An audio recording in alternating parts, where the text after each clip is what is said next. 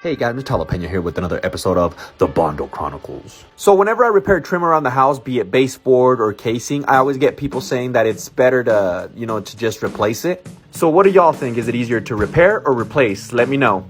But anyways, you already know it's not a jalapeno video without the blue tape and plastic. That way cleanup's gonna be super simple. I don't have to bring my vacuum and scare the dogs.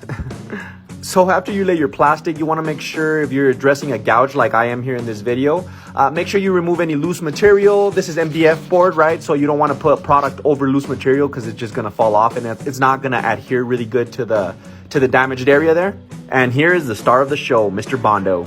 I don't need a lot of Bondo, it's just a tiny little chip, but I want to make sure whenever you're using Bondo to use the cream hardener, this will make it sandable in like 10-15 minutes, which is going to, speed the process up a little bit more.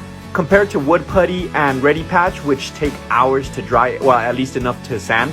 And I'm just applying a little bit for the first coat. It looks a little rough, but I'm going to sand it down. Like I said, 10-15 minutes is ready to sand. I'm using 120 grit sanding paper. And look, it still looks a little bit rough, not too bad, but that's the first coat. I'm going to mix up a little bit more Bondo. And remember, don't apply too much because you don't want it to look bumpy, like I said.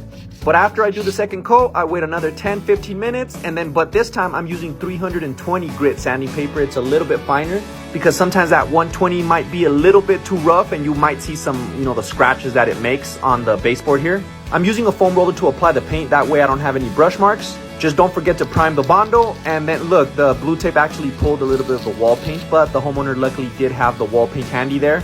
So I just touched it up and then I pulled all the blue tape. Oh look, I touched it up there a little bit. And there we go. Look at that. Nice and smooth. Jalapeno Solutions. Boom.